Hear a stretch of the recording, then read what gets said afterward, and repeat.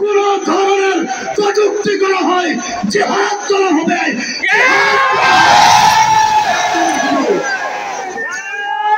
মহানবী সাল্লাল্লাহু আলাইহি ওয়াসাল্লামকে নিয়ে ভারতীয় পুরোহিতের কটূক্তি ও ধর্মীয় অনুভূতির আঘাতের প্রতিবাদে মুন্সিগঞ্জের সিরাজদিখানে বিক্ষোভ মিছিল ও সমাবেশ করেছে ধর্মপ্রাণ মুসলমান ও বিভিন্ন মসজিদ মাদ্রাসার ইমাম এবং শিক্ষক।